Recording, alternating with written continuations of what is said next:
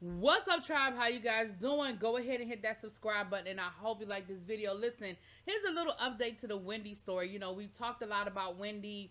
You know, we had a whole video and a whole, conversation with attorney Simone over on Girl Is That Legal's channel, where we broke down this whole situation with Wells Fargo to the best of our ability. So here's a little bit of an update. So it is alleged that Wendy has pretty much fired her whole team after finally getting the news that her show was canceled. And at this point, the only person that they said she is even speaking to is her ex-husband, Kevin. I told you guys before in my lives that I feel like that's the only person she feels like she can trust is Big Kevin and Lil Kevin. And you know, a lot of people can maybe judge her on what she's allowed herself to go through as far as her ex-husband, is concerned.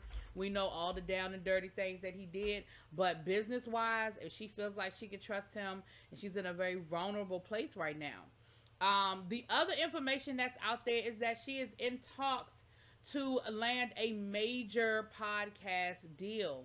Listen, I have been saying that for months. I said that back this summer when she walked away from her show again and they were talking about how bad her health was. And I said, listen, a podcast I think will be ideal.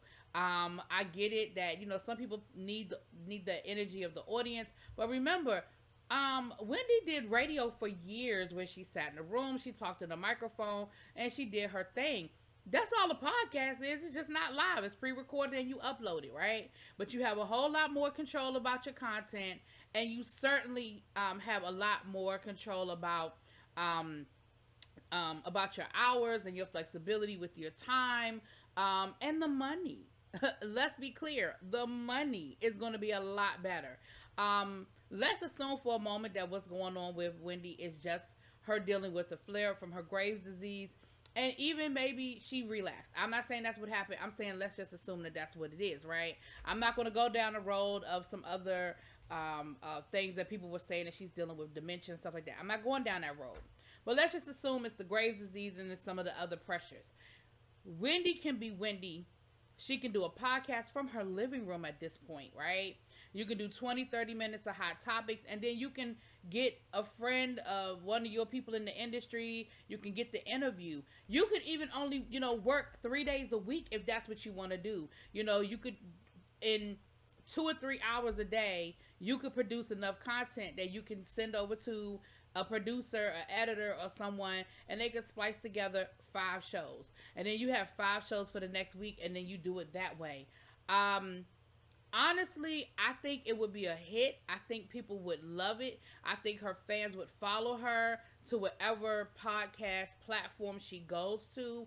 And like I said, it's not new for her. This is her genre. This is her sweet spot, Somebody was saying in my comments in my video that she said she didn't like working from home, and she didn't like when we were at home, we were quarantined.